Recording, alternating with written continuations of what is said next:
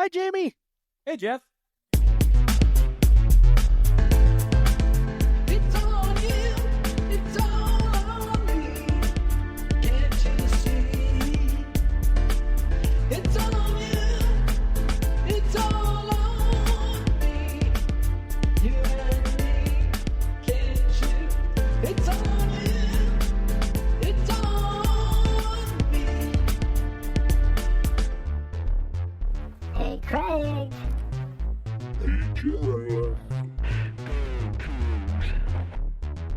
Right or wrong, we don't care. Win or lose, we don't care. We don't care. We don't care. We don't care. Jamie. Yeah. What is that, my man? Another day in paradise. Well, it's true for you, man. You live in Pullman, so that's... Not the last couple of days. It's been anything but paradise. Yeah, what's the weather like?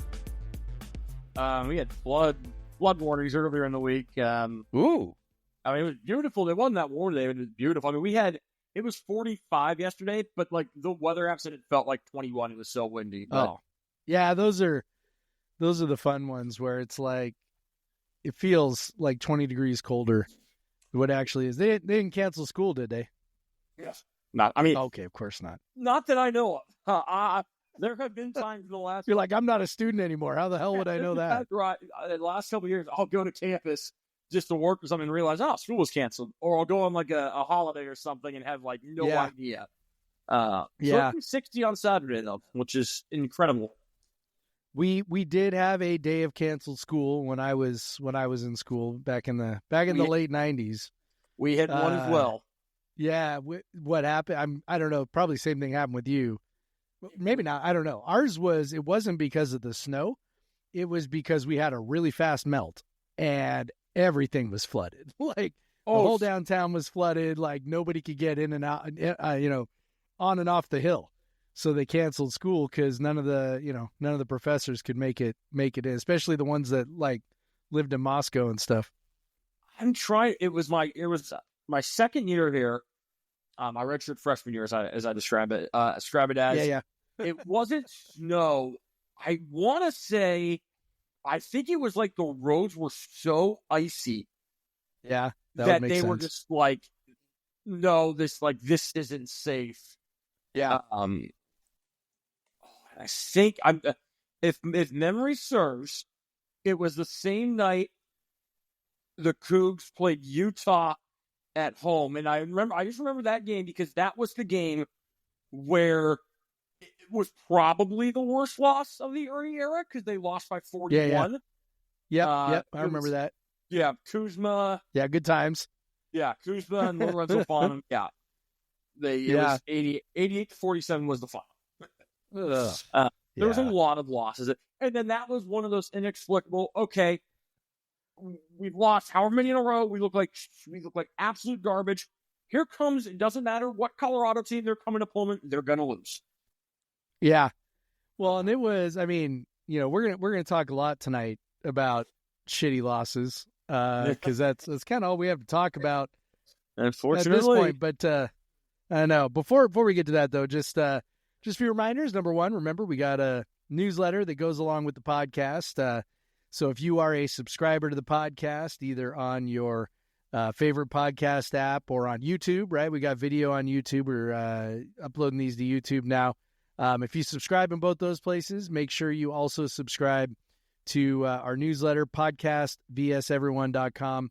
I do a ton of writing there. Sent out a newsletter this morning, in fact. So we're recording this on Wednesday night. Sent out a newsletter this morning trying to put how bad this spiral is into context, and we'll talk about that in a sec too. But to make sure you get everything, get the newsletter, subscribe to all these things. And by the way, the more places you subscribe, the more it helps us out. So if you like the show, if you can like and subscribe and all that stuff in the different places, that's definitely helpful. We also offer a premium membership, which will give you access to a premium message board. Basically, it's on Slack for people in the business world who know what that is.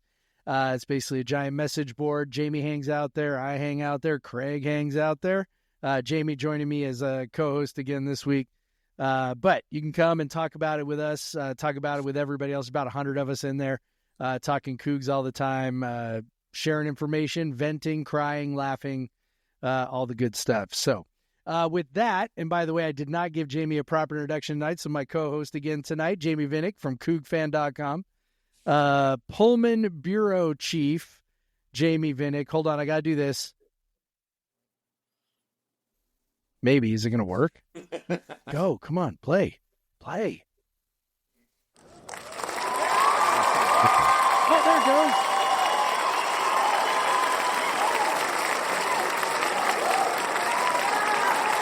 I thought I was being clever using the sound effect.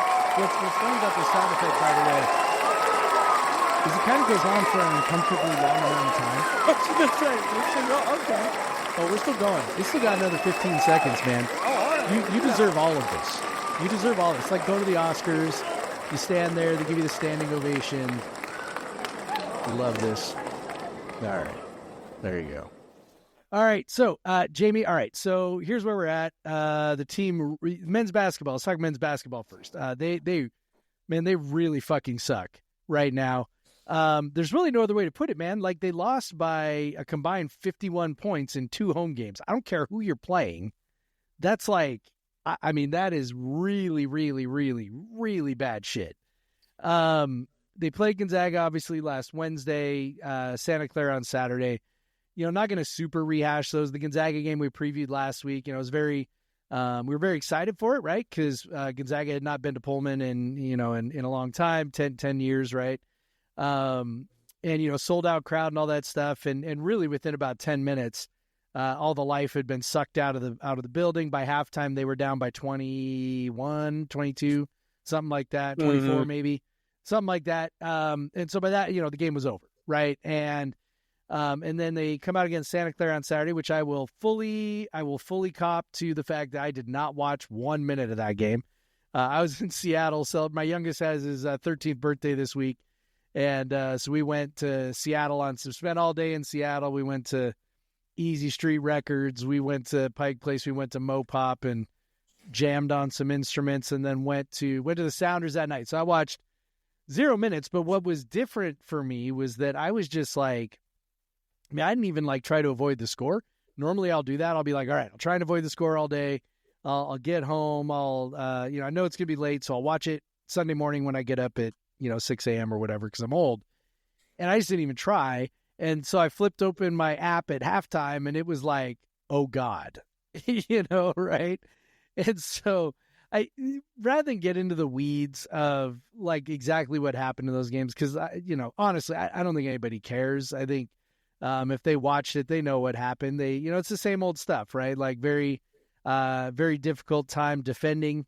We talked about that last week. Very difficult time rebounding. The defending in particular. The funny thing is, in the 2 games, the defending problems were completely different problems, right? Like against Gonzaga, couldn't defend the interior. Against Santa Clara, couldn't defend the 3. But defending the issue, offensive rebounding for the other team, obviously, or defensive rebounding for us, obviously an issue there. I guess the logical place to go with this, as uncomfortable as the conversation is to start, like, do we need to start asking questions about David Riley? And it's really uncomfortable, and nobody wants to do it. Well, I mean, okay, let me rephrase. Some people probably want to do it. I don't want to do it. It's not really like a thing I'm relishing here. I'm not trying to get a guy fired, but also, like, I mean, it's incredible where we went from Ann McCoy talking about, we're already talking extension, 10 games into the year, and where we're at now. And so, like, since you're around the team a lot, like what can you share about, like, say, let's just say, like, the vibes around the program with the players, with the coaches, kind of where, because, I mean, obviously the results are horrible, which suggests that maybe the vibes are quite bad. Yeah, and one thing I wanted to, just a terrifying stat to add to all the terrifying stats. You said 51 points in combined losses these last 2 games. In his last 3 years here, Kyle Smith lost his home games by a combined 56 points. And that, so that's a good one. Include the St. Mary's game too. And I was kind of wondering, honestly, I'm sure that, the SID has this somewhere, but I was really kind of wondering what, like, they probably don't want to look this up, but what the record is for 2 games in a row at home. Oh, I mean, You know? we were just talking. I don't think we were live yet about the game where Ernie lost to Yeah. Utah by Yeah. 40.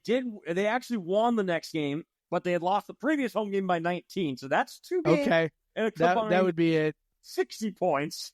Yeah. I don't know. My freshman year, there has to be. We could spend years and hours doing this. Yeah, they lost 16. Yeah. Yeah, it's not a ton. Because I mean, yeah, as I wrote in my article, not even an Ernie team, you have 109 points. I mean, you got to go back to Graham to find. Yeah. But I mean, even when they lost in Ernie's last year to number 112 Stanford, they only lost by 48. And that was on the road. And that was on the road though. That's true. That was That's my right. That's a good favorite point. That night was on of the road. Ernie era because That's right. Wazoo lost by 48 to Stanford.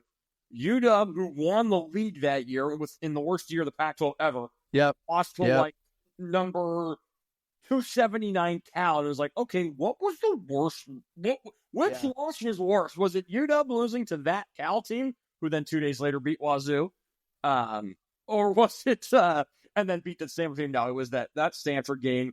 I think it was at that moment where everyone realized, okay, this isn't happening again. We're going back to this. And this is what I want to like, this is why we have to have this conversation. Yes. Right. Because this is the company we're keeping right now. Right. And it's like it blows my mind that this is what we're talking about, but also this is what we're talking about.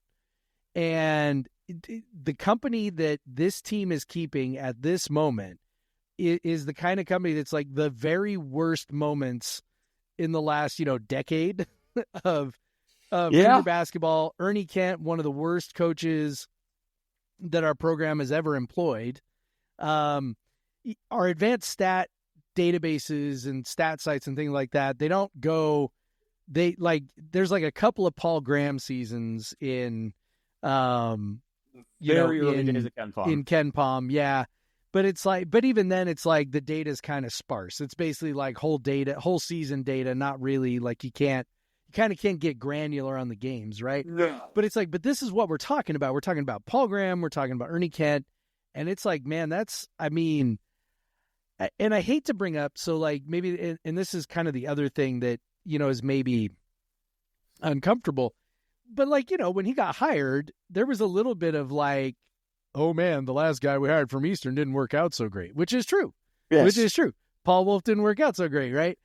But it's like, okay, come on, that's silly to worry about that. But also, like, Paul Wolf's first season, like you were kind of like, I mean, not that you specifically, but we collectively were sort of like, and you try and talk yourself into all kinds of things. But honestly, one of my biggest takeaways from Paul Wolf's tenure, God bless him, super nice guy, bad coach. It's like, when you see that it ain't there, man, it ain't just like acknowledge that it ain't there. Yeah. And we are like, we have to have a conversation about being in that territory with David Riley right now. No, it's so bad.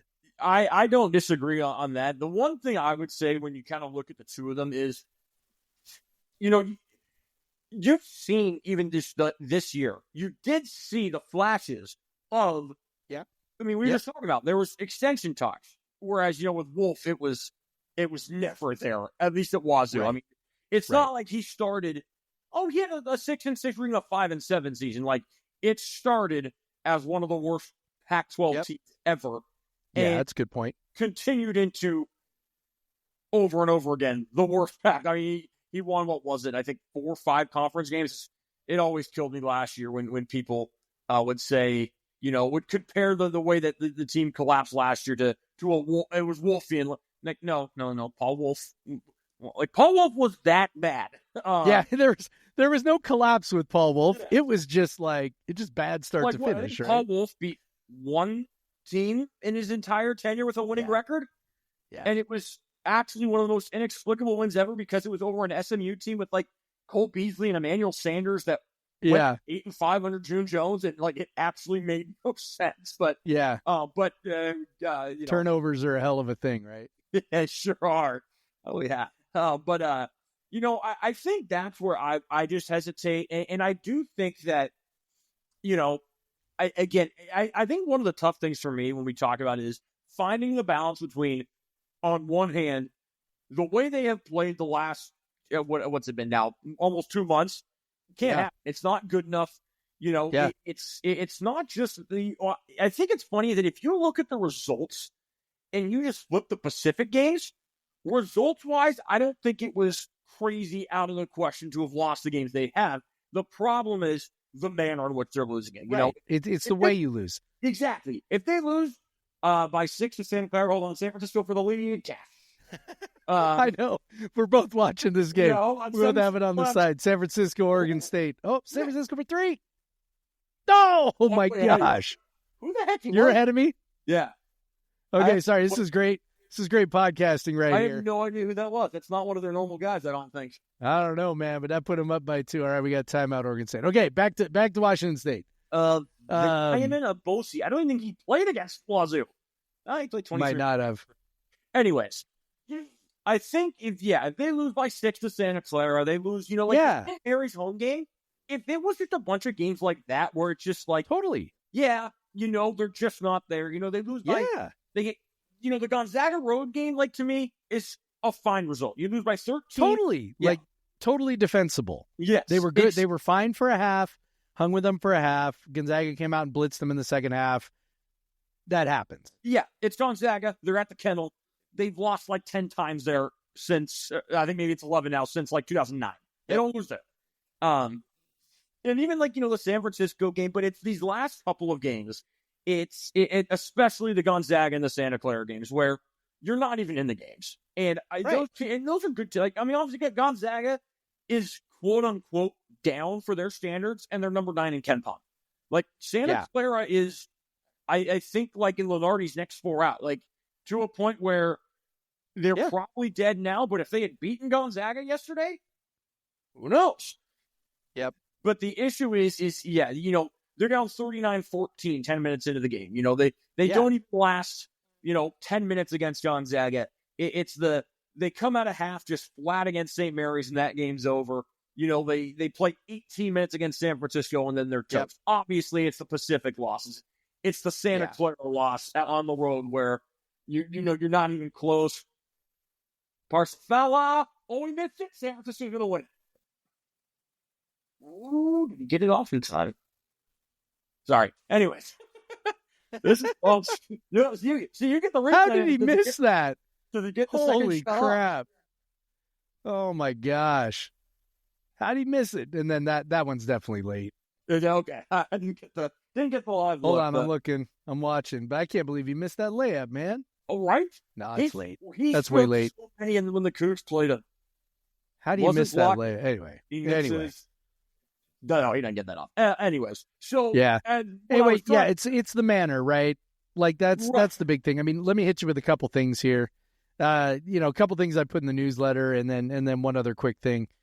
So one thing I put in the newsletter was that, let's see here. Hold on. Now I gotta find it. What I was going to put in here. Oh yes. In these last, in the games against the top 5 teams in the WCC standings. Okay. So we're talking Gonzaga, St. Mary's, USF, Santa Clara, Oregon Gonzaga, State. St. Mary's, USF, Santa Clara, Oregon State. Right. Yeah. So those are the top 5 teams. Cougs are 1-8, and they got 1 win over San Francisco with 8 straight losses. Yes, and their average margin in those 9 games is minus 17.6, and that includes a 9-point win over or 8-point win over San Francisco. Right. Home, And that's also just notable note at 2 of those games, the opponent didn't have their leading scorer. Yes, there was that also. So it's like you said, it's the manner. So what concerns me about it is the inability to even stabilize as this thing is spiraling. And that's a coaching issue, right? Like that's, the players play, no doubt the players play. But it's a coaching issue when the coach cannot figure out a way to stabilize this thing and get the team out of the tailspin. What I've seen is, now I'm not a coach, I will never profess to be an X's and O's guy. I leave that shit up to Bryce Hendricks when he writes. He can handle that. But what I can say is that he's doing very little different with his personnel. No change up in the starting lineup, no real change in the rotations other than really on the fringes. Vavers maybe playing 10 minutes or 2 minutes or whatever, but this is really like fringy on the margin stuff that doesn't really make a lot of difference. And it's not like, I'm not a guy who's like, change for the sake of change, but also like, I mean, if something's not working, maybe you try at least a little different combination. I mean, the truth is they played their best. I shouldn't say their best. They were playing pretty okay ball until Isaiah Watts came back and he went into the lineup and things got way worse. Now, I'm not saying that's his fault. Somebody will probably take that out of context. What I am saying is you took Thrasterson out of the starting lineup to put Isaiah back in, and the minutes got flipped also, right? Like Thrasterson was, playing 20 plus minutes. Now he's maybe playing 10. Like, okay, so you're those minutes are zero sum. They're going somewhere. And so you've now replaced, basically a small forward / power forward type guy with a shooting guard who can't penetrate, right? Like he's a jump shooter only. And so like that really changes the calculus of a lot of things. I don't know. It's not like I'm saying that's the solution. I'm just saying like it's strange to me that they're in this tailspin, haven't really done anything with personnel. I'm sure they're doing tweaks with scheme, but it's like his inability to kind of pull the team out of it, or at least get them to like stabilize at a baseline level, or at least raise the floor a little bit. Like all those things tell me like, my God, like, and then multiple things probably, right? Like it's, when it's this bad, it's probably not, just one thing, right? Like we kind of honed in on the defense last week. Probably lots of things. I don't know. What it suggests to me is like it be a team that's not playing hard for each other. Like that's kind of where I'm at on this. And I don't know, like, do you feel like that's off base, or do you feel like that's, cause again, I'm 300 miles away from the team, but I don't know, man, when a team wilts as hard as they wilt, they're just not playing for each other. Yeah. I think there's a lot of kind of pieces to what you just said. I think the one thing I will note when it comes to Zay and Thrasterson is, first off, Thrasterson, since being pulled out of the starting lineup, has played 20 minutes in all but 2 games. And when he played 19, the other was against Oregon State, which, with the way the flu was going around that team, it very well could be. You got hit 7 minutes, 3 fouls, no other stats. I know he had it. I'm pretty sure they said he had it that game. So I don't know, and I do think when you look at the schedule too, it's like, I mean, Zay's first game back was, what was it? Was it Santa Clara? Was that his? I believe it was Pacific on the road. So it like Pacific on the road, coincides with them facing the tougher teams, whereas Thrasterson starts, and that's true. To Portland, San Diego, the first Pacific game, LMU, etc. So I do think there's something interesting there, and one of the things I was kind of alluding to when we were talking about what has happened is, it's tough, I think, to find a balance between what we were saying. Yeah, like they're not playing well enough. There's a lot of things to be concerned. But I do think there is still the factor of how many, I think it's more of a question than anything, and we'll never know the answer, but how many of these concerns, how many of these issues are alleviated with Coward? I mean, the fact of the matter is, look, it doesn't, with Coward, without Coward, you can't lose 2 games at home by 50 plus points. You can't lose twice to Pacific. But I do wonder how many of these things, starting with the rebounding, to the turnovers, to the overall defense, because of how many different positions he could guard, and then I think to the mentality. I think the guy that they counted on, to be their driving force in all those categories is in street clothes. And, the counter to that is you need to build a roster better to where it doesn't depend on that one guy. But what I have said before, and I think, and it's not a perfect science or a perfect comparison, but, what does Kyle's first year look like if CJ is hurt in November? What is that? I mean, it's, Sure. Again, we don't know. And think about it this way, CJ's leadership responsibilities weren't what SEDS were supposed to be. But, do I think that team would have fared better? Yes, because I think Kyle just is experienced and seasoned enough to push the right buttons and figure out what he needed to do. But I do think a lot of it is that, and Riley said something along the lines on Saturday that that maybe they'd run out of steam, and then he kind of elaborated on that today and said there was that stretch of time where they had 8 healthy players, and sometimes when you get 8 players, you're not looking over your shoulder. Nate can go, if Nate throws the ball away 9 times, what are they going to do? Give the minutes that, Tayon Sessoms? No. Right. You're not getting, you still have to play those guys. And the one thing I've appreciated a lot with Riley is he's been very, very candid about the issues. I mean, he's not, for sure. It's not the Jake Dickert, that's on me, I got to coach better. I mean, he puts the blame on himself, but the manner in which he does it is he explains why. He said Saturday, maybe we skip some steps. And I think, and he talked about this after the Pacific game, that guys started, the ego started to build a little bit. Mm-hmm. And I think that right there is, okay, where's your leader in that situation? Well, he's been in street close since November. And that's the guy who, when the guys start to, and that's not to say Coward's not been present. He's been at the games, he's been at practices, but, I like, it never came up last year, so we don't know. But, when the team last year started to get hot, you have to believe whether it was Isaac or Jalen, or Andre or someone was like, okay, focus in, heads focused. And I think that also came with, Kyle's however many years, 18 years older than Riley. Yeah. He's well seasoned. I mean, that's the other part with Riley is he's still very green as a head coach. I mean, he is. No doubt. If this was a guy in his 15th year and you're just like, yeah, this is what he is. It's a retread hire. It's not going to work. You move on. Right. I am not in the belief personally that you move on. And part of that is, I think there's the financial side you have to consider. It costs money to fire a coach. It costs money to do all these things. They don't necessarily have that kind of money. I also just, I think, again, it's not, you can't give him a mulligan, but I think there has been so many factors that, I mean, even what if this team has Marcus Wilson? I think that helps.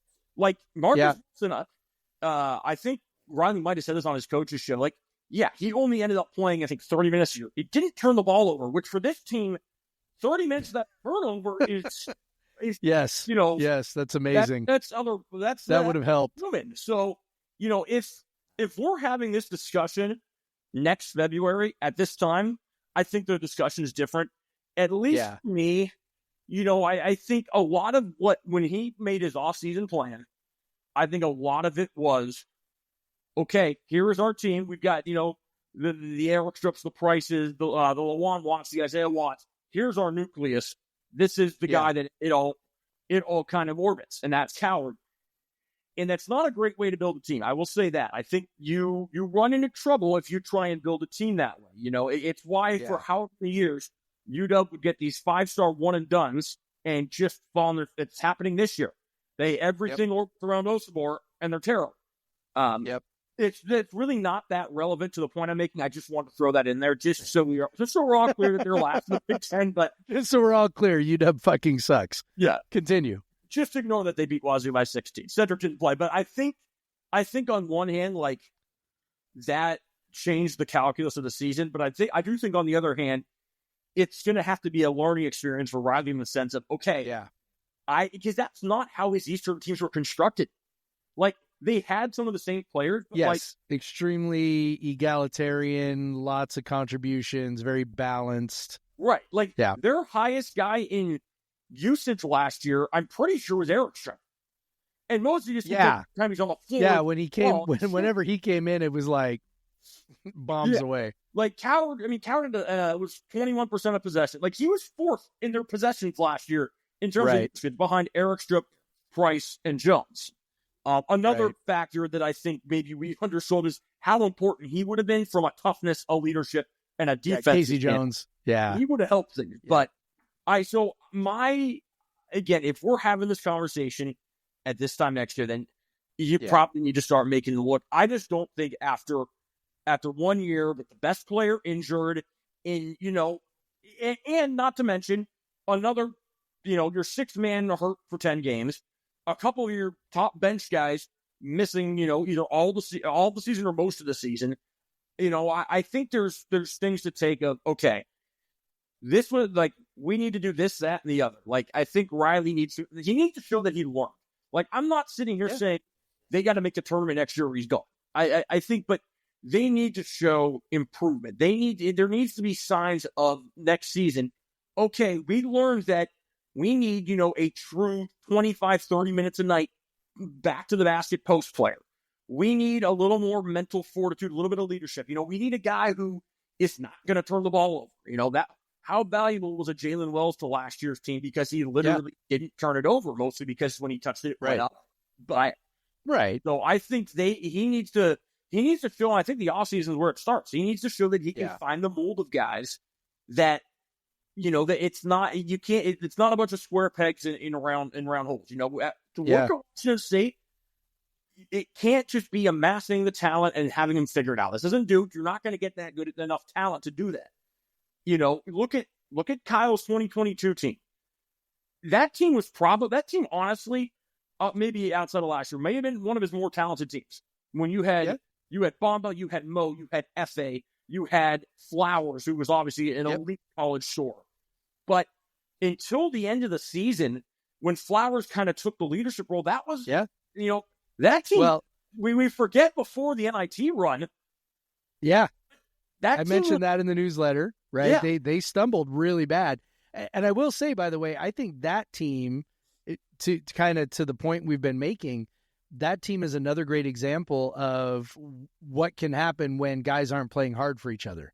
Yeah. And you've got factions on the team, right? Like, I don't think I'm spilling any beans by saying that, like, Noah Williams was a bit of a problem on that roster and in that locker room. I would say I still love Noah, but right, like we all love what he did, and also, there were some issues there, and until the torch was fully passed to Flowers, and it was like, no, you're the guy, and you need to take this role, and also we're going to basically eliminate Noah's minutes.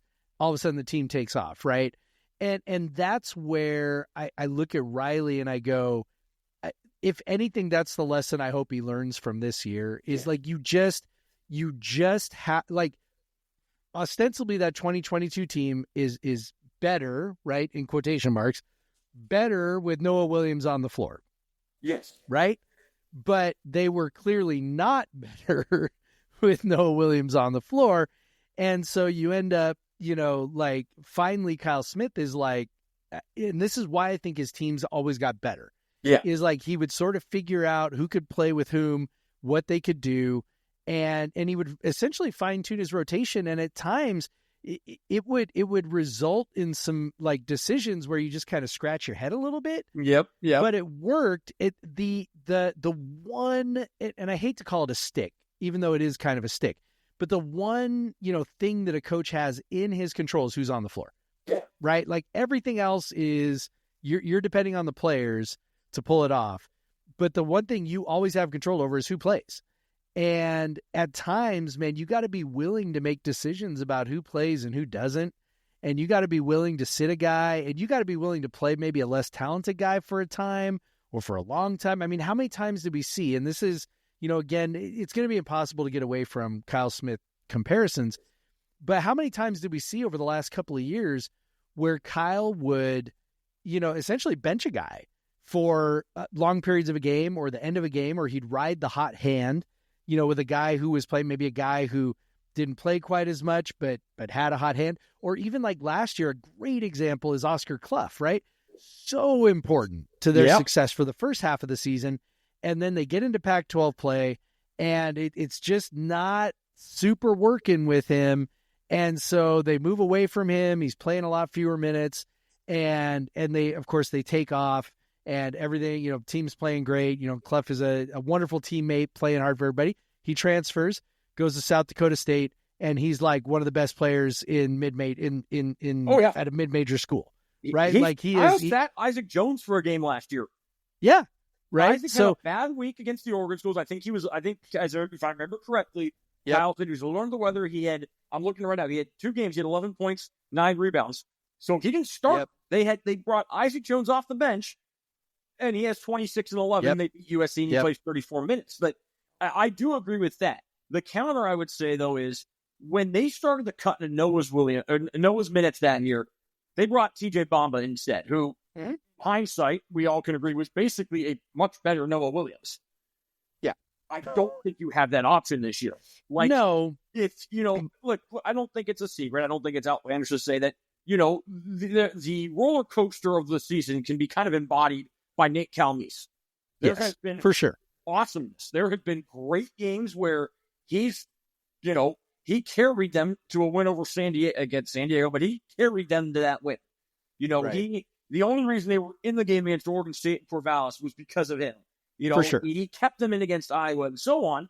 And then he's had the 3 points, the 2 points.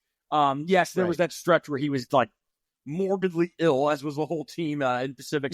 But 5 against St. Mary's, 5 against Gonzaga.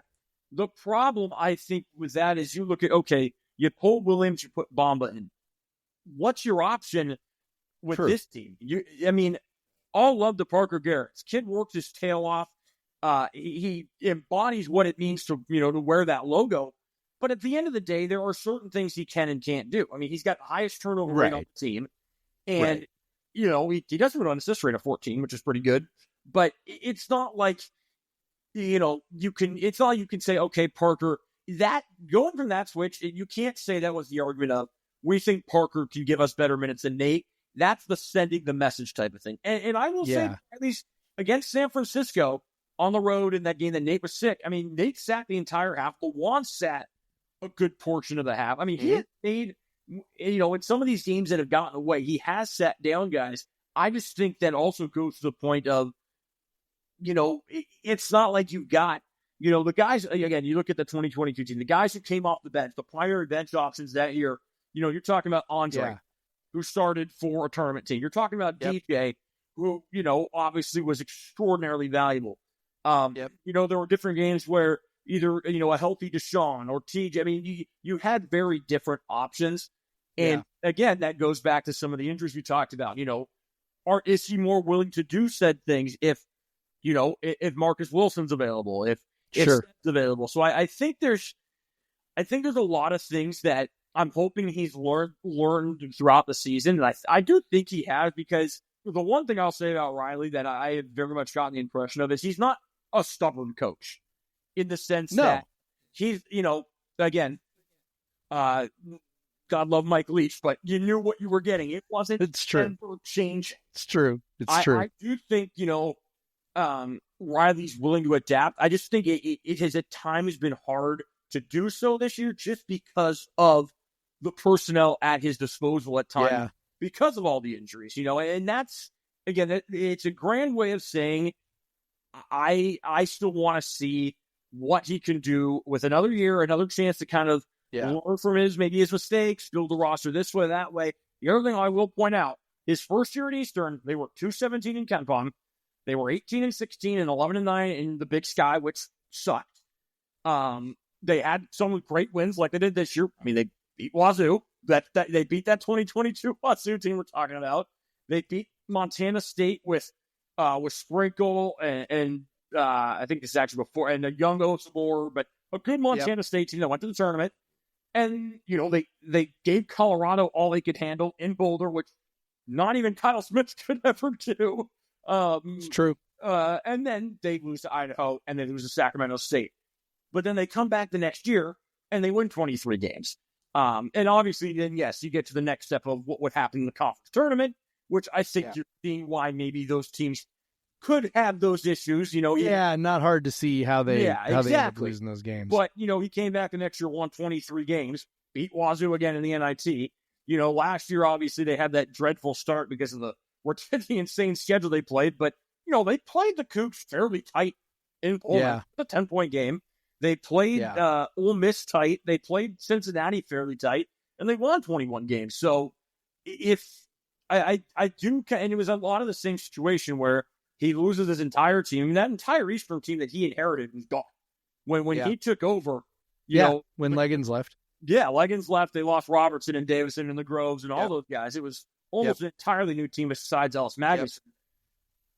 And then the next year, he basically brought most of those guys back, I think with the exception of, I want to say that, Ventures was on that team, but he basically brought all those guys back, and they were good. And so I'm very curious to see, I think the offseason will be very interesting. What kind of guys go to the portal? And we've talked about this a little bit. Look at San Francisco. Who's their best player? Malik Thomas, USC transfer. Look at, Adama Ball, Santa Clara, Arizona transfer. Yep.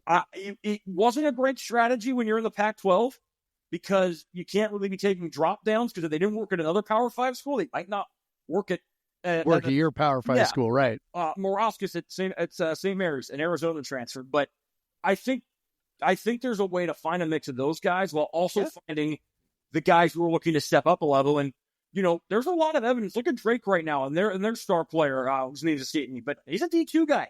There's some evidence that D2 guys work. Jalen Wells, Cedric Coward, Dane Erickstrup. So I think there's a lot of avenues for him to show us next year that, okay, this was a 1 year. We're going to be able to get things corrected. We're going to be able to get things fixed. Yeah. Like I said, I know I've been rambling for a while now, but if we're talking the same way next year, then I agree. Probably look at, hey, we need to have a conversation. I agree. And he's, if I remember right, he's on a 3-year contract, right? I think I think you're correct. So if a year from now we're looking at the same stuff, like I just want to be clear. Like I don't think he should be fired now. I don't think that's realistic or like possible or even that it should happen necessarily. And I do think it's worth, I think it's worth acknowledging, right? Like the whole WCC thing is weird. And, we got another year of that before we move into the Mountain West. Like I get the whole situation is kind of strange and, whatever. But it's the warning signs where I'm like, is that a thing you're able to fix, or is that just inherent in the way he coaches? And I guess what I've seen is from this year is he's, for as flexible as he can be with certain things, he's not been flexible with others. Like he's, again, we've talked about the limitation with personnel, but at some point you have to be willing to be an asshole. And I don't know if he's got that in him. Like just watching the way that he has been just sort of like unflinchingly loyal to his guys from Eastern, which again, maybe that's why they all followed him. Maybe that's why they all love him. And maybe that proves to be a virtue in the end, but it's not a virtue. It's not a virtue right now. It's not a virtue this season. Sure. And, and again, maybe in future seasons that is the way forward and it pays off big time. But right now, his just, unwavering support of his guys, no matter how many times they turn the ball over, no matter how many times they miss a rotation, no matter how many times they're lazy getting back on defense, the unwillingness to go, you know what? Fuck you. Find a place on the bench. You're sitting for 10 minutes. That's too many fucking turnovers. Sit your ass down. I'll fucking play Parker Garrett's. Sit your ass down. Like at some point you got to be a little bit like, I think the great coaches, especially the ones at Wazoo, have all had some asshole in them. Kelvin Sampson, asshole, total asshole, right? Dick Bennett, 100% asshole, right? Tony Bennett, underrated for being an asshole. Like, I just want to be clear about that. Like, he's got a reputation, like St. Tony, he's got the St. Tony thing going on. But let me tell you, he's a fucking asshole. And he does it in a nice way. And he smiles and he says, God bless you while he's doing it. But he will not tolerate any bullshit. And then, Kyle, maybe people don't know this. Kyle's kind of an asshole too. And in a great way, super nice guy, like wonderful community man. All the good things that we see are all true. But when it came to his team, he was not afraid to be an asshole. And I kind of wonder a little bit if David Riley's got that in him. Okay, let's move on. So there's one more thing I do. Okay, go ahead. You mentioned one of the first things you asked, and I went on a different tangent. You kind of asked the morale around the team, and I will say this: just before practice yesterday, it wasn't. There was still good energy with the team. The ND was. I mean, this is before practice. I don't want to say this is not what they're doing in practice, but yeah. ND's playing kind of a one-on-one game with a manager. Nate and Lalonde are joking, or like they're still there. They're still enjoying themselves. I think in that way, it's just and Riley said it himself. They're practicing well. They're having good practices. They're having intense practices. And he said, but we haven't been able to flip the switch into games. So I will say that it's not like you walk into practice and these guys are just absolutely depressed. That's good to hear. Yeah. So I do think there is still some, you seriously, if you didn't look at the record based on just the spirits and morale before practice, you would have thought, oh, this team's won 24 games or something. And I'm not saying that to say, oh, they clearly don't care, but I think it's important to, obviously they want to play better. I'm not doubting that, but I think it is important to still be able to be in high spirits, because at the end of the day, when you strip it all away, it's still supposed to be fun. It's still supposed to be. Yeah. Yes. Well, I hope I hope it pays off for him in these last couple of games. It's one of the reasons why, when I wrote the newsletter this morning, I was like, I don't want to go too far down the road of, what should we do with Riley? Because there's still at least 3 games left in the season, right? And maybe we see something over these last 3 games that makes us think, okay, like he kind of figured it out. I don't know. But it's like, I want to leave that possibility open, even though we've sort of opened the discussion on this situation. So that's all good to hear. All right, let's hit beverages real quick. All right, so Jamie, what you got, my man? Well, I sat back. I had my Fresca soda water sitting on my TV tray. It wasn't a beer night for me. Going for the hard stuff tonight. Oh yeah, no, it's just not even any gin in it or anything. No, I don't even. Oh god, I hate gin. I'm a whiskey guy all the way. Between Craig and I love our gin and sodas, man. I don't know, man. I'm gonna have to rethink. Might have to rethink your presence on this podcast, my friend. Most of my friends are the same way. It just doesn't.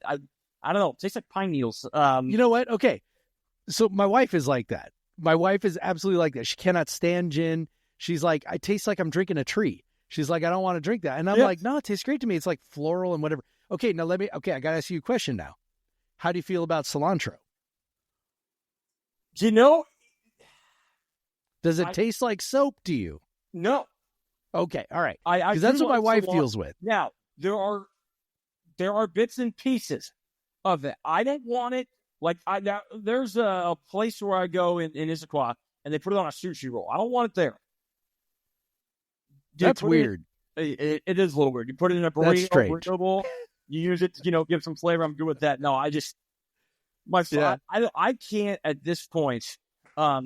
If I'm drinking a hard drink, it's got to be either some kind of whiskey, bourbon, Scotch rye, or tequila, which is the funniest thing because all my friends, for the most part, after college, cannot drink tequila.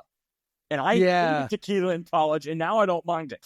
Well, too many. I mean, the problem is in college, you end up poisoning yourself with terrible tequila. Well, the difference between terrible tequila and not terrible tequila is I'm not a huge liquor drinker, but I would say that the I don't know, the delta between terrible tequila and not terrible tequila is bigger than a lot of other types of alcohol. Bad gin versus pretty good gin. It's I can house gin, I go to the Coug, house gin. Yeah, house gin's fine. Whatever. It's fine. House vodka, fine. Whatever. Tito's is great. Tito's tastes a little better, but is it that different? Not really. Right. Vodka's vodka most of the time. Right. Maybe bourbon, right? Whiskey's going to be different, right? Cheap whiskey versus expensive whiskey. That's probably the biggest one. But tequila, I feel like is sort of in that ballpark.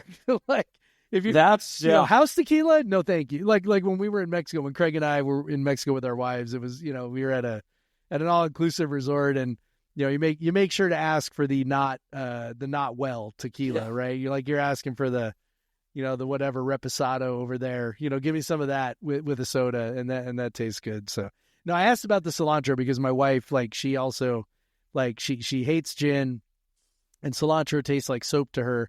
And I was wondering if maybe there was some Maybe there was some connection. Not there, with so. me. Nope. But I like cilantro, but yeah, no. For me, that's I can't drink vodka. Just too many bad memories from college with vodka. Yeah, I get it. That was the drink of choice, and now it's just nope. Our drink of punishment in our fraternity was Prairie Fires, which is house tequila with Tabasco sauce in it. So yeah, that's disgusting, right? That's disgusting. So I love Tabasco, and I like tequila, but not together. I'm pretty sure the last time I had one of those was on my graduation run when they took us on the pub crawl for graduation. That's nice. My graduation run was the downstairs of my house. Yeah, we went to we started Shermer's. Started Shermer's back in the day. So you have no recollection of Shermer's. There's going to be people listening to this podcast. I know. People are going to be listening to this podcast going, oh, yeah, we remember Shermer's. We started with a Shermerita. Which was a margarita and basically something the size of a fucking fish bowl, basically. Oh, yeah. Well, that's something to my era. Yeah. And then my office and then Rico's and then over to Rancho for a Mexican flag, right? Yeah. So, had to have one of those. That's funny. I didn't go to Rico's until I graduated. Yeah. We just did it to say we did it. Like that was it. It's like, okay, we're just going to hit all the bars downtown. Here we go. Go get a beer at Rico's. Go get a beer at my office. And then go get your Mexican flag where that's the one that really sends you over the edge, right? Like, because it's like, you're like, okay, I've had a couple of beers. I had this big, Shermerita, whatever, which is just like a giant bowl of sugar, basically. Yep. And then you go to Rancho, and then you have the Mexican flag, and you're like, okay, all right, well, now we've had some 151, so the night's officially started. And then you pile in the minivan and head up to Shakers, right? Not Mike's. Not Mike's, not Stubblefields, but Shakers. Head up to Shake, whatever it's called now. I don't even know what it's called now. It used to be there used to be a top floor and a bottom floor. Now it's right. I think Emporium is on the bottom floor. The Emporium, yes, on the bottom floor, yes. I don't know. I think I made the mistake of going. Were you there when we went in there for Craig's bachelor party? When we went to the Emporium? Yes. And everyone was looking like, who are these guys? Who are these old fuckers? That's what they kept. Those were the hanging out with that group because I feel young. Right? You're young, and it's like, okay, you can pass. I cannot. And that was still, right. Like I got so much gray up in here. They were like, who's this old fucking creeper guy hanging out looking at all the people? I'm like, hey, there's nothing else to look at, man. All this here is college girls. I have nothing else to look at. It's terrible. So, yeah, ours was Coug Thursday night for a couple of pitchers. Friday was probably Coug and V-Hall after class. Saturday was usually start drinking at one of my friends' houses and then end up at the Coug and V-Hall and studies by the evening. Sunday was get up, watch NASCAR, and pound a few beers. There you go. Lots of Shakers for us because it was across the street from our fraternity. So so, that made it easy.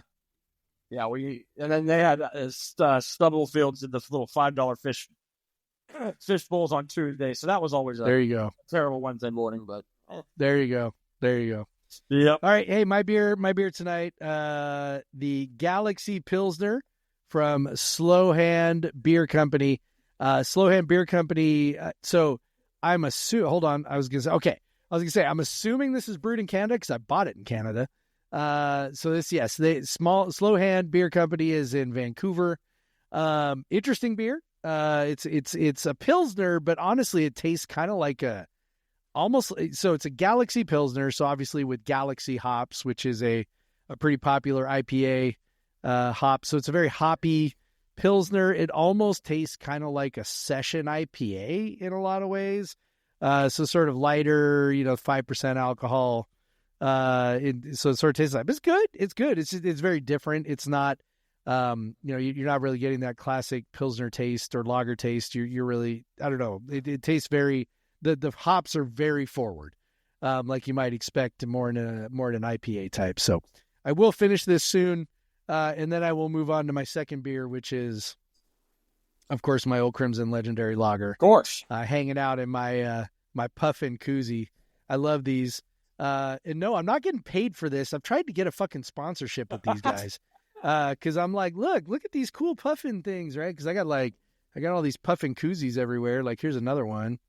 Like, I love them. And also I don't get paid for that. So, Whatever. Buy it or don't. I don't care. Whatever. Okay, hey, let's talk football real quick. Maybe like 10 minutes here. Let's talk offensive line because I feel like that's something I actually know a little bit about. Timeout. What are we timeouting for? So I stand up to get something to drink. A little, but you can do it. I'll just talk while you go do it. So Yeah, you just how talk about that? Can you hear while I'm talking? Yeah, my kitchen's like 10. Okay, see, there we go. All right, so as long as you can hear. Perfect. All right, so Jamie's getting up to get a drink. All right, so here's what we're going to do. We're going to talk a little football. Spring practices are actually not very far away. It's already, obviously, the end of February. I don't even know what day spring practices start. Jamie will be able to tell you when he comes back. But I do know it's not very far away. And then, of course, the Crimson and Gray game is sort of late April at that point. I think we're probably about a month away from spring practices, right? Roughly. If by a month you mean like 3 days, yes. Oh, it starts in 3 days? For real? Practice starts on Saturday. Holy shit. Okay, all right. See, I didn't. There we go. They must be lime, like seltzers.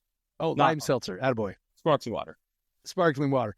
So they must be really spreading out the practices then. Yeah?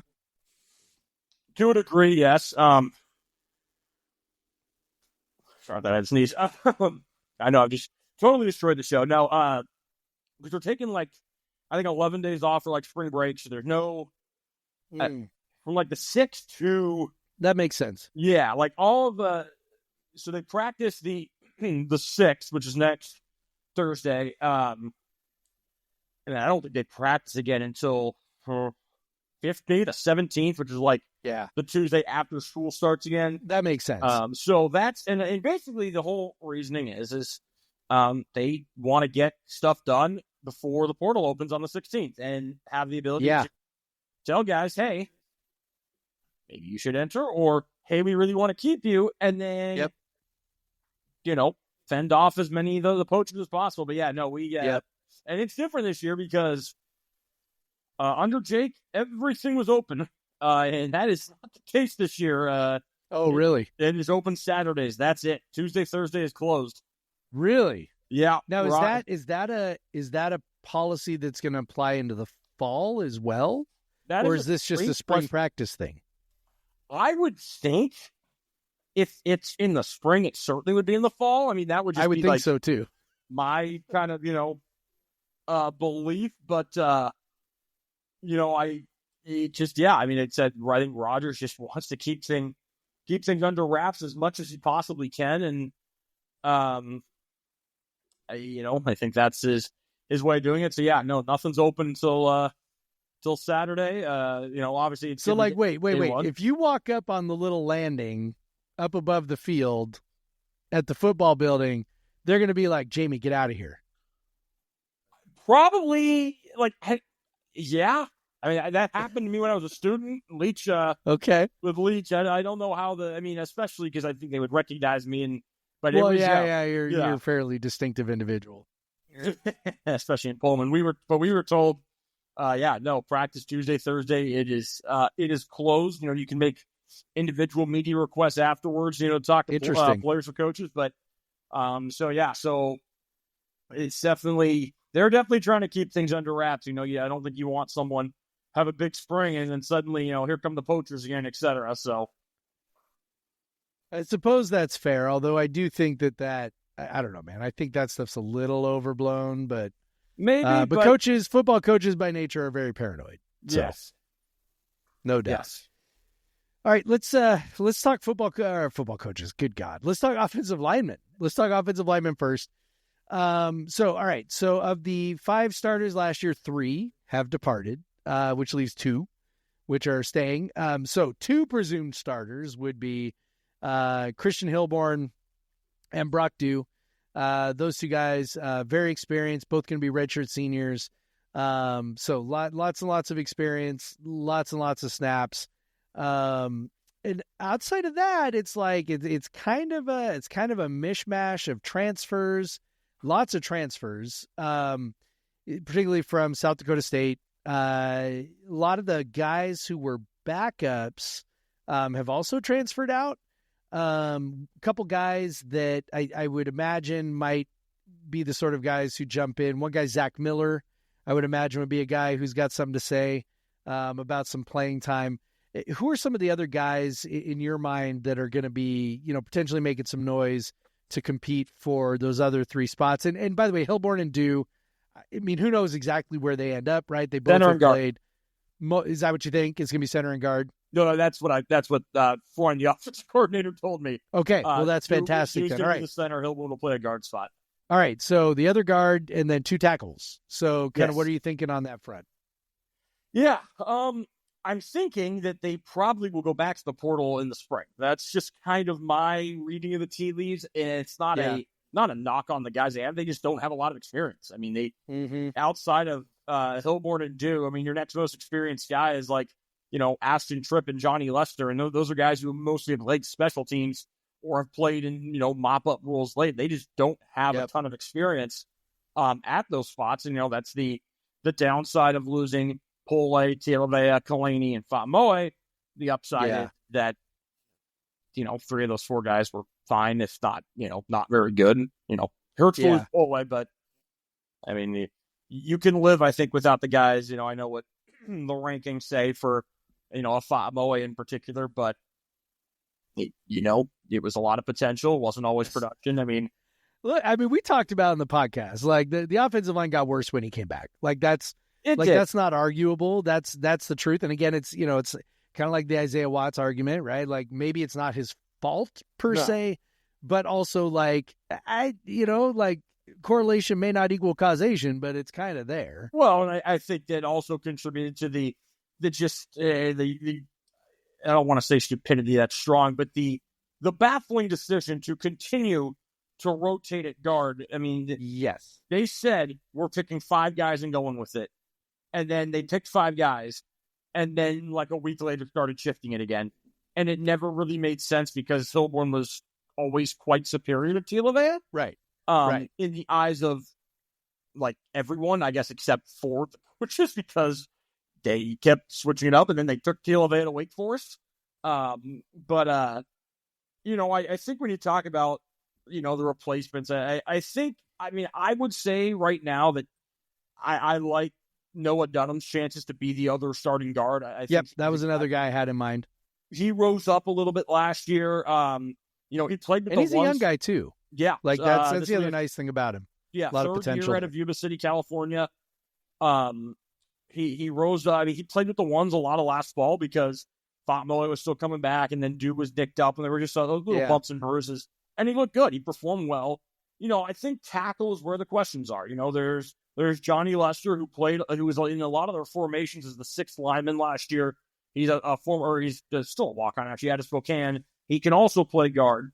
There's Nick Bakken, who is actually the only SDSU guy to come in on the offensive line. South Dakota State did a great job, I think. They got their freshmen into games last year. Like Bakken, and then you look at, like, on the defensive side, Fernando Laquona, Trey Ridley, Anthony Polano. Like, these guys played 6 or 7 games. They played 3 in the regular season, and they played the playoffs because those don't count against your red shirt. Maxwell Woods, same thing at running back. So Bakken's a guy who has a little bit of game experience, but again, it's not extensive. It's not in crunch time. It's, hey, we're up 56-0 on whoever. You're going to get this, which is good and I think helps. But, Ashton Tripp, I think, will be in that mix at tackle. Xavier Thorpe's a young guy who, on one hand, looked pretty impressive in a lot of his fall camp stuff.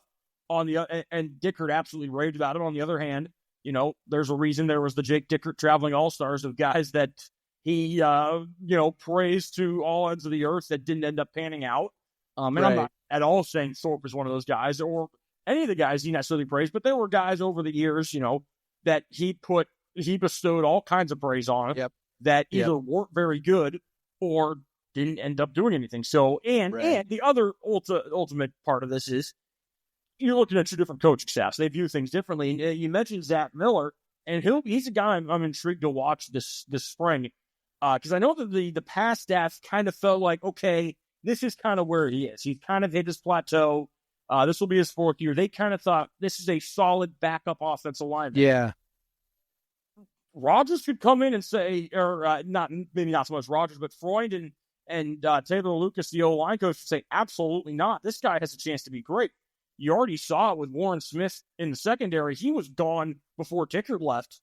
And this staff said, no, we'd like you to come back, and he did. So sometimes those kinds of things happen where, the coaching staff says, no, we want you to stay. And maybe that ends up being the case with Miller, but I think he'll be in there. Guys like Chris Leno and Carson Osmus, they were, true freshmen last year. They redshirted, maybe kind of in that next wave. We didn't see a ton of them last year in terms of getting reps outside scout team. And then Nathan Pritchard's another one at guard who kind of probably, again, haven't seen a ton of. He's kind of usually been, the second, third string guard on the right side, maybe more so towards the 3. So I think it'll be interesting to see where those guys all mix in, though, because I do think, there is 3 positions that, in my opinion, are extremely wide open. And I do think that they're going to, probably want to add a Porter guy just purely off of experience. I think you've got to have more than 2 guys who have played extensive college. I mean, not even talking about FBS or Power 5, but just college totally football agree stuff. with you. Yeah, totally agree with you on that. Is there any sense? So last question for you on this one. Is there any sense that their offensive philosophy is going to be a little different than what we've been used to, right? So is there right? So is there a sense then that they're looking for a bit different skill set on offense or on offensive line? And does that mean that maybe there's a guy like maybe Miller, right? That was a name that was mentioned. Is there a guy maybe in there that we're not like thinking, oh yeah, this guy might be really good, but maybe the coaching staff is looking at his skill set and being like, this could really work for us. Because we're more looking for road grader type guys and less, nimble pass protector type folks. Oh, there absolutely could be. I look at a guy like Chris Leno, who's 6'8", 325, does that translate to a pure pass blocking, off of the tackle? Maybe not, because he may not have the quick feet enough to do so. You saw that issue at times with Pole, really, in 2023. This year he was stellar, but there absolutely could be guys like Miller who maybe the past staff didn't think would be a fit for an air raid style offense where there's a lot of pass blocking, but this time would say, this guy can absolutely run block. Can we move bodies? Exactly, right? and a guy that size, I think 6'7", probably about 300 pounds.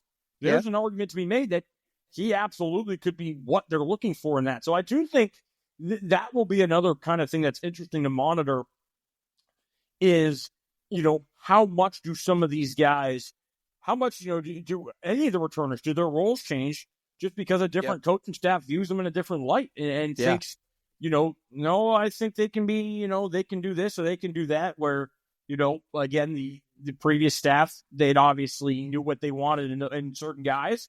I think you'll see it in recruiting too. There were guys that, probably wouldn't have been takes for the Dickert staff for reason X, Y, or Z. And there were guys that, there's every time there's a coaching change, there may have been guys that the Dickert staff wanted in recruiting that this staff said, no, I think we're okay. So, it happened when Dickert took over for Rolovich. It happens everywhere. They just, there's the fit aspect that always, maybe that word gets overused, but it does matter. It does matter for sure. And I think, you look at a Caleb Franzel at linebacker, 6'3", 195 pounds, or 6'1", 195 pounds. There's no way the Jake Dickert staff's taking a linebacker of that size. Right. Ironically, they took Jovan Clark, who is kind of in that mold, but they were probably going to get him closer to 220, 225, maybe even 230. Whereas Wazoo's probably saying 5'11", 200 pounds, that's what we want in our Sam. So different schemes, different skill sets, different sizes. There's a lot of different things that go into it. Yep, no doubt. All right, let's wrap up with this. Let's wrap up with some women's basketball, because maybe we should have started with that. I don't know. That's happier. It's much happier. Yes. Now the competition is a tad bit weaker in the WCC on the women's side. That's not a super strong conference over there, which is to our benefit. funny thing is, like, the men's basketball team right now on Bart Torvik is ranked, I don't know, 105, 110, something like that. The women's team is ranked like 109, and yet the women's team is 18-12 and 13-6 in the WCC because there are no, 2,000-pound gorillas in that league. And so nice little weekend, nice tidy weekend. Like wins over San Francisco and St. Mary's at home. Neither game blowouts, but also, both games, they sort of were comfortable at the end. I think I watched some of San Francisco. That game was real tight in the first half, and then we kind of blew them out in the second half. Which has really been behind in the first half. It's really been the story of their season is, there's been a couple, obviously, outliers, but for the most part, they allow a team to hang around. They kind of feel it out. And then I think what you see, with the exception of the games against Gonzaga and Portland, obviously, when they get into the second half, their talent just kind of shines out. It's like, okay, we've got L.A. Villas and who was recruited to play in the Pac-12. And, we've got a Diana Mendez whose athleticism and upside isn't matched by anyone. We've got these players that, we've got Tara Wallach who played a role on a team that won the Pac-12 tournament and, played a major role on 2 NCAA tournament teams. Like, other teams don't have that, and you start to see that. And there's, there's a reason that, they've got 6 losses in conference, 4 to Gonzaga and Portland, 1 early one to Santa Clara that they want back, and then 1 just nightmare to LMU, in which there's some interesting whistles that didn't exactly go their way. That OT loss to Gonzaga makes you want to throw a computer. But great game. It was. I was up there for at that game in the channel, and man, it was fun, dude. And it was so funny because the first 10, 12 minutes were just awful. It was like 17-8. No one could hit a shot, and no one was even close. And then both teams settled in, and and I think that's what gives you some optimism. They played. I mean, Portland got them actually. They actually played worse against Portland than they did Gonzaga, but they don't play until Sunday. You assume based on the season that they'll be able to take care of whoever they play on Sunday, and then it's as simple. I mean, Cammy said it best on Saturday. It's kill or be killed. I mean, there's no the last few years were okay if they do this, do they get the at-large bid? I mean, it's you win the conference tournament and you're in, otherwise you're not. Yeah, that's reference WCC. It's a one big and it's a very winnable conference tournament. I mean, that's the other thing. And right now they sit in third place. They win their final game. They're locked into third place. They're locked in right now. Just for once. Are they locked in right now? Yeah, they cannot, because I think Oregon State can tie them on record, but they swept the Bees. So they that makes sense. Tomorrow's game they play Pepperdine at 1 is it's fairly inconsequential unless you start getting into the weeds of what do you need to make like the WBIT, etc. They can't go up and down in the seeding. Yeah, they're the 3 seed, which is again you're off until Sunday. You get to face a tired team, and then it's most likely beat Portland, beat Gonzaga. You do that, you're in. Yeah, and those are 2 really beatable teams that they've been there with the whole time. And this team is they're young, but they're like you kind of go, okay, well, you're at the end of the season. It's the old cliche, right? The freshmen are not freshmen anymore, right? Like people love saying that sort of thing, but they love saying it because there's a kernel of truth in it, right? Which is, at this point in the season, you kind of know what to do, you know what to expect, and it's time for the lights to come on. If Mendez can somehow figure out how to stay out of foul trouble, because truly, and I think as we're looking at her, and thinking about the men's team, like, honestly, she is the sort of player that the men's team lacks, right? Which is a player who is athletically able to impose their will in a game. And I think, like, when we talk about Cedric Coward, I do think that that's the one. I'm a little less sympathetic to the argument about Coward, simply because I'm just like, I don't know, man, players get hurt. You got to figure shit out. Sure. But also at the same time, I'm sympathetic to the idea that, he really was the one guy on the roster who could impose his will on a game. And last year we saw, how important that is with, if you just, honestly, the difference between last year and, Kyle's previous 2 teams, right? 2022, 2023, really, I think the only major difference is they had 2 bucket getters. Yeah. Like they had 2 guys who, if you need a bucket, could go get a bucket. If you need a bucket, give it to Isaac, let him go to work. You need a bucket, give it to Jalen, let him go to work. Now, Jalen's mostly a catch and shoot shooter, Right. but also like crafty in the mid range. Like he could go get you a bucket if he needed to. And they just, for so many years, 2022 is a great example. Michael Flowers, for all of his, all the things he did well, he's still 5'10", and then you had next to him another guy's like 5'8", and it's like, okay, so you got these 2 guys, go get a bucket, right? Think shorter than 5'8", 5'6", whatever maybe, it was. 5'8's probably right. Yeah. So talk about how many big shots did Miles hit too? Yeah, totally. And so you just kind of go, you got guys who can go get buckets, and right now the men's team doesn't have that. So back to the women's team, we're talking about the men, but back to the women's team, Tara Wallach can go get you a bucket. Mendez ultimately, like really athletically, can just go get you a bucket, right? Tara's crafty. Mendez is like she can literally just take over a game if she sort of figures things out. Now she's very unlikely to sort of like put it all together now. That's probably next season. But at the same time, she still can do that. And so like if she can somehow figure out a way to stay on the floor, which is a challenge in the women's game, it's tougher in the women's game. They're officiated a little differently. Terribly is the word you're looking for. That's another word I might be looking for. But, bigs in the men's game, we do see it from time to time when you have bigs who are big and strong. Yeah. They do pick up fouls for just being big and strong. But in the women's game, it's even more. Because there just aren't that many big and strong players. And so the big and strong players tend to pick up a lot of fouls. And it's very frustrating. I know Cammie's been frustrated with it at times with the way it's been officiated. I talked to Charlotte on, I guess it was Tuesday, which is yesterday when we were recording. And I asked her, what was one of your biggest adjustments? And she said, I think adjusting to how the game's called it. And it's my favorite game to play every year. And this has been going on since the international players. The first couple games, they will just like I think it was the first game, Marta picked up a couple fouls. And she's a really physical defender and a really good defender. Yep. And there was 1 or 2 where she was just like, wait, what? Like it was a hand check or something. And it was just like, wait, that's a foul. Like they can't believe it because they're not used to that. Right.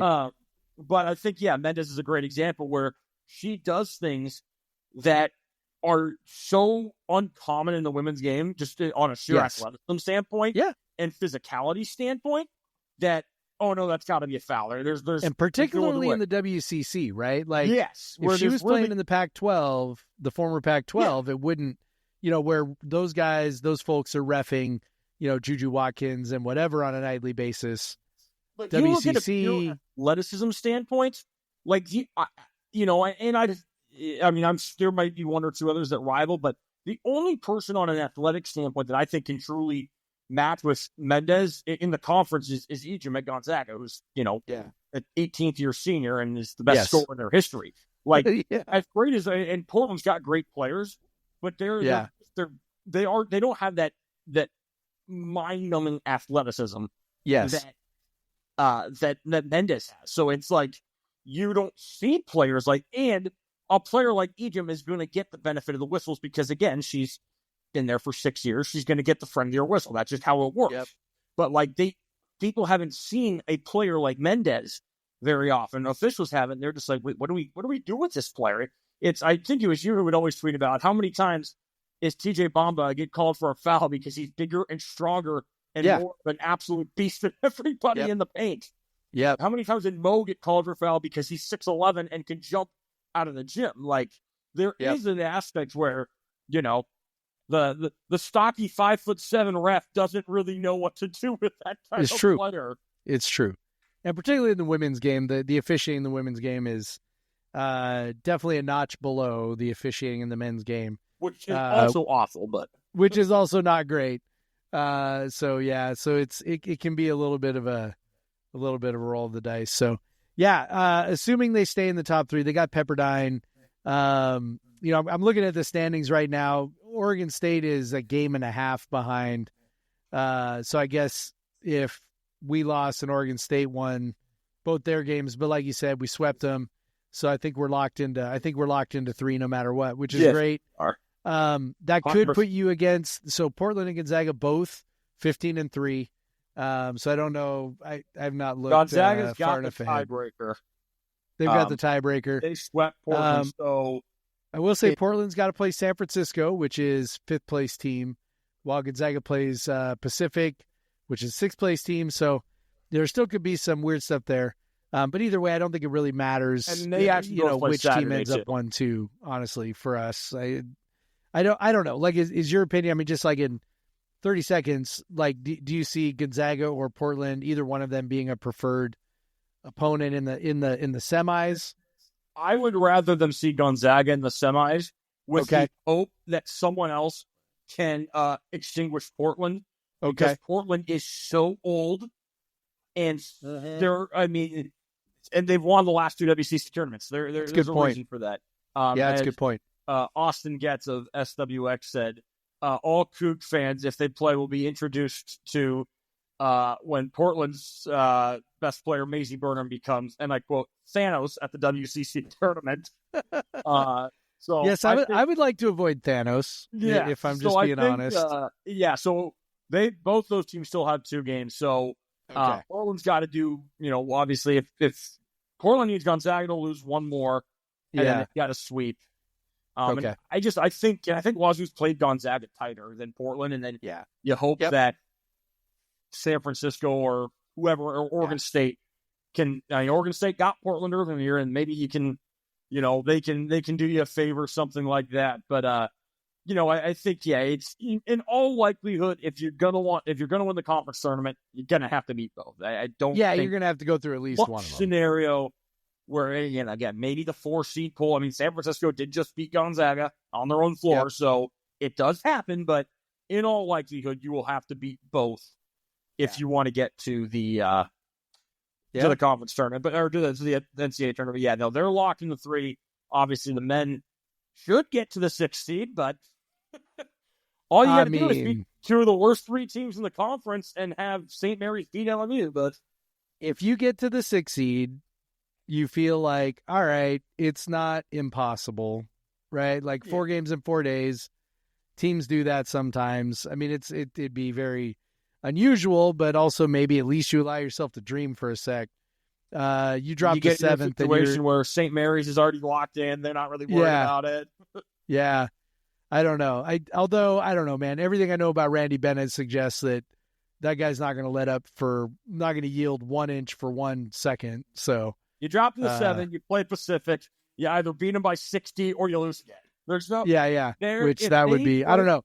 Maybe at that point I would be advocating for David Riley to be fired. I would not be able to be held responsible for whatever I said after that for a 3rd time. For sure. Yeah. I'm telling you, there's no middle ground though. If they play Pacific again, no, I agree. I agree. Beat the brakes off of them, and it's just like, wait, how did this not happen? Or they lose for a 3rd time. It's not they won by 11 or they won by 8. No, they win by 40 or they lose again. Yeah, I don't think there's going to be middle ground on that. All right, let's wrap it up, dude. So, hey, let's start with this. So obviously folks can find your work at cougfan.com. Both some free stuff, but also VIP, your VIP pass. Where else can folks find your work? Obviously on X. They can find you on X. On Twitter, they can find me at Jamie Vinnick 9. That's JAMEY VINNICK and the number 9. And you can follow. If you're really looking for more of the articles get tweeted out, follow CougFan at CougFan.com. They tweet out more articles than I do. Yeah. And then, as Jeff said, the sites where you can find it all. Yeah. Sometimes you're the one doing the tweeting. Sometimes other folks are doing the tweeting. It kind of depends. All right. So you can find my work or my socials. I no longer post to X. But because Elon Musk is a fucking Nazi and we don't hang with Nazis. But I also understand why other folks might do that to promote their work. And I am on Blue Sky. You can find me on Blue Sky, Newscoug, NUSSCOUG .podcast, vseveryone.com, which is a cool Blue Sky thing. So you can find me there. And Jamie, let's sign off, buddy. Go fucking Cougs. KFC. Black Lives Matter. BLM. Join a union. Get vaccinated. I know. If you can join a union, though, that's what it's all about. Got to, worker solidarity, my man. Yeah, again, I'll have to defer to you on that one.